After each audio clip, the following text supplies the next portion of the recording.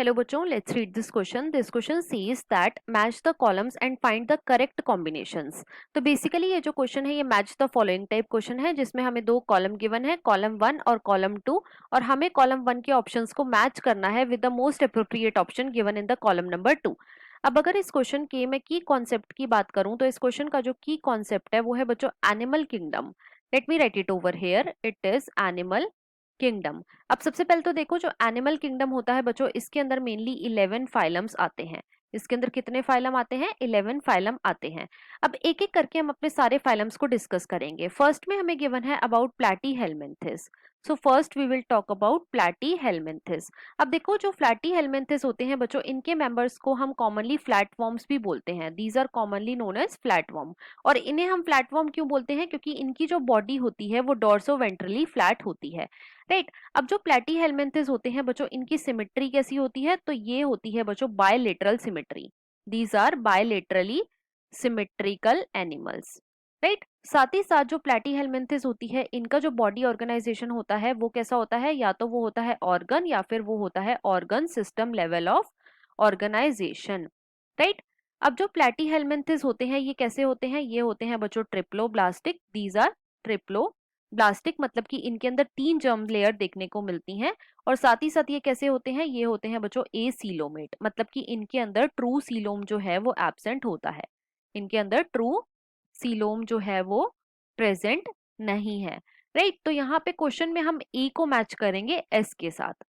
B में हमें given है about Annelida. So second we will talk about Annelida. अब देखो जो एनेलिडा वर्ड है ये बच्चों एक लैटिन वर्ड से लिया गया है और वो लैटिन वर्ड क्या है? वो है बच्चों एन्युलस.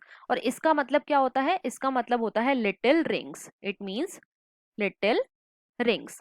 राइट. अब जो एनेलिडा है बच्चों इनकी सिमेट्री कैसी होती है? तो ये भी बायलेटरली सिमेट्रिकल होते हैं. These are also bilaterally symmetrical animals.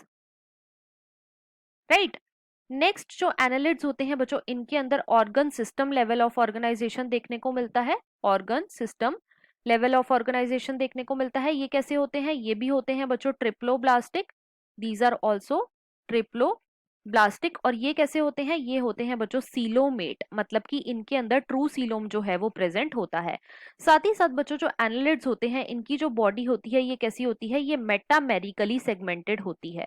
ये मेटामेरिकली सेगमेंटेड बॉडी होती है. राइट. अब जो एनालिड्स होते हैं बच्चों इनके अंदर लॉन्गिट्यूडनल और सर्कुलर मसल्स प्रेजेंट होती हैं. सर्कुलर मसल्स जो है ये प्रेजेंट होती हैं. और ये जो लॉन्गिट्यूडनल और सर्कुलर मसल होती हैं ये किस में हेल्प करती हैं? तो ये हेल्प करती है इन लोकोमोशन. राइट. तो क्वेश्चन में हम बी को मैच करेंगे बच्चों आर के साथ. नेक्स्ट हम बात करेंगे अबाउट हेमिकॉर्डेटा. अब देखो जो हेमिकॉर्डेटा होते हैं बच्चों इनकी जो बॉडी होती है ये 3 पार्ट्स में डिवाइडेड होती है. कौन कौन से? सबसे जो पहला पार्ट आता है उसे हम बोलते हैं proboscis. First is proboscis. Second होता है कॉलर. और थर्ड जो पार्ट होता है उसे हम बोलते हैं ट्रंक. अब हेमिकॉर्डेटा का जो कॉलर रीजन होता है बच्चों इसके अंदर एक रूडिमेंट्री स्ट्रक्चर प्रेजेंट होता है. इनके अंदर एक रूडिमेंट्री स्ट्रक्चर जो है ये प्रेजेंट होता है जिसे हम क्या बोलते हैं? जिसे हम बोलते हैं stomochord. It is known as stomochord.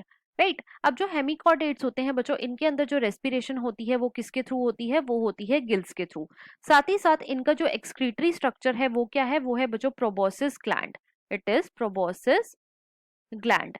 अब जो हेमिकॉर्डेट्स होते हैं बच्चों इनके जो सेक्सेस होते हैं ये कैसे होते हैं? ये होते हैं सेपरेट मतलब कि मेल और फीमेल जो है ये दोनों ही इंडिविजुअल होते हैं. राइट. साथ ही साथ इनका जो फर्टिलाइजेशन होता है वो कैसा होता है? वो होता है बच्चों एक्सटर्नल. इनके अंदर कैसा फर्टिलाइजेशन देखने को मिलता है? External fertilization. और इनकी जो डेवलपमेंट होती है वो कैसी होती है? वो होती है बच्चों इनडायरेक्ट डेवलपमेंट. राइट. तो इसीलिए क्वेश्चन में हम हेमिकॉर्डेटा को मैच करेंगे पी के साथ मतलब कि हम सी को मैच करेंगे पी के साथ.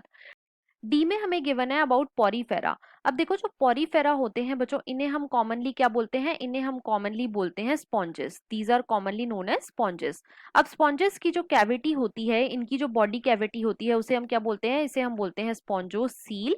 और साथ ही साथ बच्चों पॉरीफेरा के अंदर स्मॉल स्मॉल पोर्स प्रेजेंट होते हैं और इन पोर्स को हम क्या बोलते हैं? इन पोर्स को हम बोलते हैं ऑस्टिया. तो इसीलिए हम क्वेश्चन में डी को मैच करेंगे बच्चों क्यू के साथ। तो यहाँ पे क्वेश्चन में हमने ए को मैच करा एस से, बी को मैच करा आर से, सी को मैच करा बच्चों पी से, और डी को मैच करा क्यू से। और इसके अकॉर्डिंग जो हमारा मोस्ट अप्रोप्रिएट ऑप्शन है वो है बच्चों option number fourth. So the final answer of this question is option number fourth. I hope you understood it well. Best of luck.